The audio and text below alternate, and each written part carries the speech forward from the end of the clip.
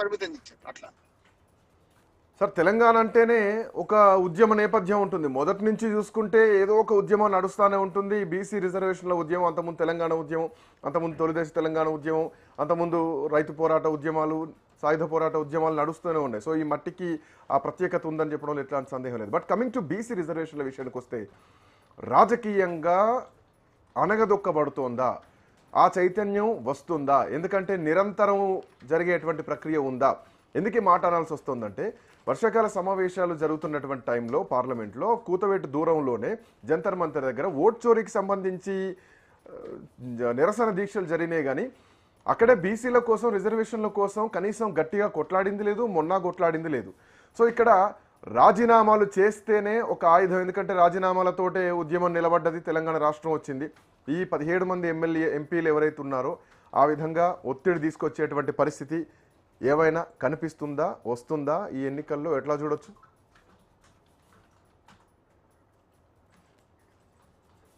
I think బండ రామ్మోహన్ రావు గారి line cut అయినట్టుంది. బట్ ఏమైనా పాయింట్ ఏంటంటే, వాస్తవానికి ఇందాక నేను చెప్పినటువంటి పాయింట్ చూసుకుంటే కనుక, తెలంగాణలో ఉన్నటువంటి 17 మంది ఎమ్మెల్యేలు చిత్తశుద్ధితో పార్లమెంట్లో కొట్లాడితే రాజ్యాంగ సవరణ జరగాలి, చట్టంలో సవరణ జరగాలి, అప్పుడు మాత్రమే ఈ బిల్ అనేది వర్కౌట్ అవుతుంది, ఈ బిల్ అనేది వస్తుంది అనేది ప్రధానంగా ఉన్నటువంటి అంశం. కాంగ్రెస్ పార్టీ దగ్గర ఆప్షన్ లేదా అంటే ఎస్ ఉంది, ప్రతిపక్షాల దగ్గర ఆప్షన్ ఉంది.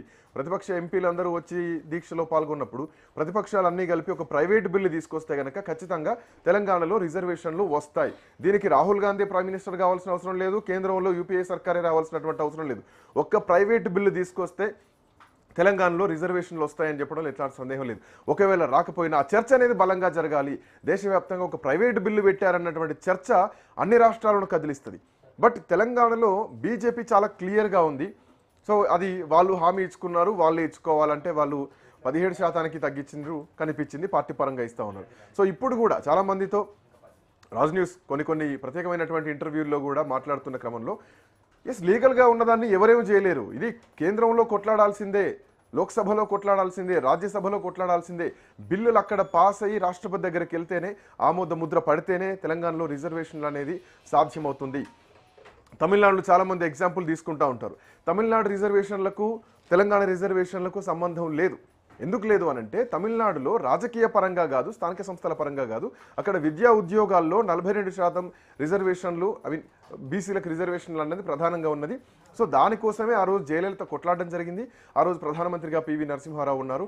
అండ్ అప్పుడు కూడా అక్కడికి వెళ్ళి, ఢిల్లీకి వెళ్ళి ఘెరావ్ చేస్తే, మంత్రుల్ని ఘెరావ్ చేస్తే, ఎంపీలను ఘెరావ్ చేస్తే, కేంద్ర మంత్రుల్ని ఘెరావ్ చేస్తే అప్పుడు తమిళనాడులో రిజర్వేషన్లు అనేది సాధ్యమైంది. 9th షెడ్యూల్లో చేర్చడం జరిగింది. ఇప్పటికీ కూడా తమిళనాడు రిజర్వేషన్లు ఇంకా న్యాయ సమీక్షలోనే ఉన్నాయి. ఇంకా కొన్ని రాష్ట్రాల్లో, ఈవెన్ బీహార్ లాంటి రాష్ట్రాల్లో కూడా న్యాయ సమీక్షలోనే ఉన్నాయి. సో అది ఎప్పుడైనా ఏమైనా జరగవచ్చు. మళ్ళీ బెంచ్లోకి వెళ్ళిందంటే మళ్ళీ దాన్ని చేసే కాదనేటువంటి అవకాశాలు కూడా ఉంటాయి. సో ఇక్కడ జరగాల్సింది ఒక రాజ్యాంగ సవరణ జరగాల్సినటువంటి అవసరం ఉంది. అది కేంద్రంలోనే జరుగుతుంది. సో తెలంగాణలో అసెంబ్లీలో ఏం జరుగుతుందంటే, అందరికీ తెలుసు అసెంబ్లీలో లాస్ట్ టైం ఏం జరిగింది.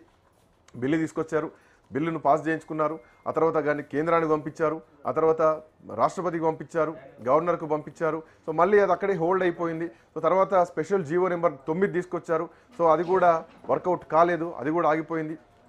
జీవోలతోటి రిజర్వేషన్లు రావు, జీవోలతోటి సబ్ ప్లాన్స్ జరుగుతాయి. అంటే ఎస్సీ రిజర్వేషన్లకు సంబంధించి కేటగిరీలు ఏవైతే కేటాయించడం జరిగిందో ఏబీసీ, అట్లా జీవోలతో జరుగుద్ది తప్ప జీవోలతోటి రిజర్వేషన్లు వచ్చినటువంటి చరిత్ర లేదు, దేశంలో లేదు. సో ఇప్పుడు కూడా తెలంగాణ రాష్ట్రంలో ఈ అసెంబ్లీ సమావేశాల్లో నిర్ణయం తీసుకొని ఆల్రెడీ ముందే చెప్పడం జరిగింది ప్రెస్ మీట్లో, పంచాయతీ ఎన్నికలకు వెళ్ళేప్పుడే కోర్టుల్లో లీగల్ సమస్యలు ఉన్నాయి కాబట్టి, చిక్కుముళ్ళు ఉన్నాయి కాబట్టి ఈ విషయంలో మేము అసెంబ్లీలో చర్చించిన తర్వాత ముందుకు వెళ్తాం అనేది. సో అసెంబ్లీలో అన్ని పార్టీలు ఉంటాయి కాబట్టి ఇక మేము పార్టీ పరంగా నిర్ణయం తీసుకుంటాం అని చెప్పడానికే బహుశా ఈ అసెంబ్లీలో చర్చలు జరుగుతాయి. అదర్వైజ్ అసలు ఈ చర్చలు ఎంతవరకు జరుగుతాయో లేదో కూడా చెప్పలేము. ఎందుకంటే ఎన్నికలకు మాత్రం వెళ్లాల్సినటువంటి అవసరం ఉంది. ఇంకొక పాయింట్, కొన్ని రాష్ట్రాల్లో, మధ్యప్రదేశ్ కానీ ఇంకా కొన్ని రాష్ట్రాల్లో స్థానిక సంస్థల ఎన్నికలు కేవలం రిజర్వేషన్ల పాయింట్లోనే, రిజర్వేషన్ల కోణంలోనే ఆ ఎన్నికలు ఆపడం జరిగింది. మోరోవర్ ఇప్పుడు ఒకవైపు కేసీఆర్ బయటకు వచ్చారు, రిజర్వేషన్ల పైన వ్యతిరేకత ఉంది, రిజర్వేషన్లు కామారెడ్డి డిక్లరేషన్ 42% ఇస్తామన్నారు, ఇవ్వలేకపోయారు. అసలు బిల్లే బలహీనంగా ఉంది.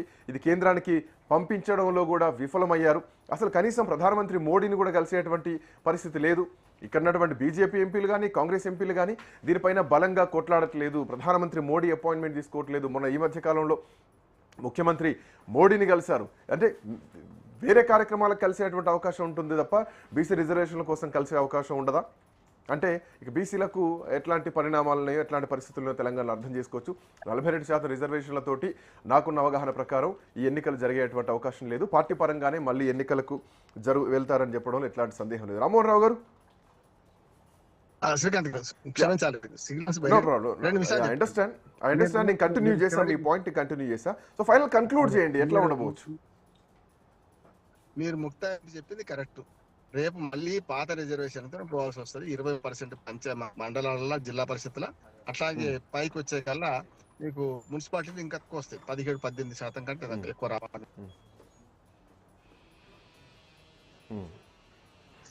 గ్రామ పంచాయతీ ఎన్నికలు ఏది జరిగిందో అదే జరుగుతుంది. కొత్తగా వీళ్ళు ఇచ్చేది ఏంటి? కాకపోతే ఇప్పుడు పరీక్ష, అసలు పరీక్ష ఏంటంటే ఏ పార్టీ బీసీల పక్షాన్ని తెలుస్తుంది. ఒకవేళ 23% తో రిజర్వేషన్ పోతుంది, 42 మిగతా శాతం ఏవైతున్నాయో అవి బీఫామ్ వీళ్ళు వేయాల్సి వస్తుంది.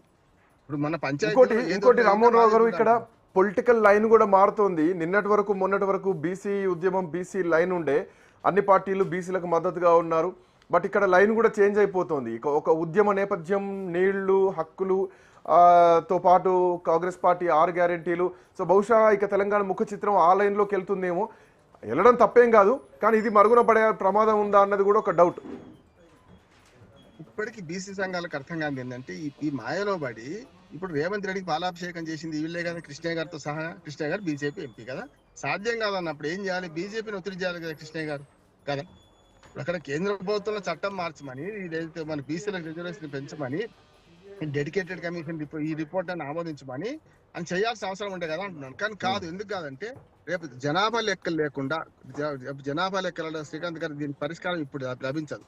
రేపు జనాభా లెక్కలు కులపరంగా చేస్తున్నారు కదా, అన్ని కులాలు లెక్కలు తీస్తున్నారు. 1931 తర్వాత ఇప్పటిదాకా కాలేదు.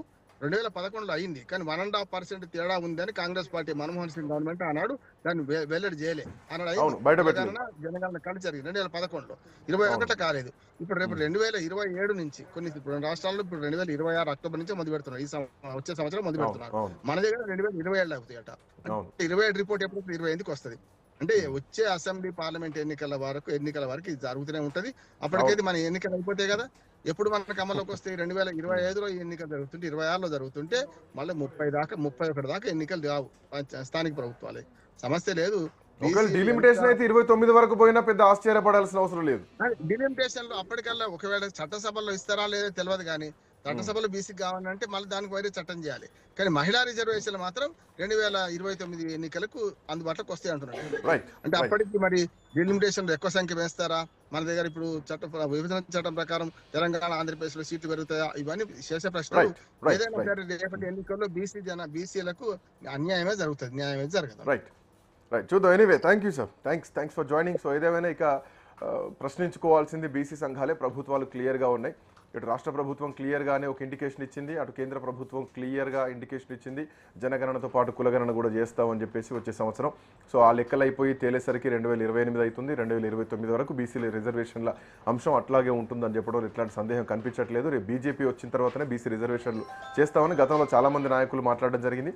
సో బహుశా జరగబోయేది కూడా అదే అని అనుకోవడంలో కూడా సందేహం ఏం లేదు. Anyway, that's all for now. Keep watching Raj news.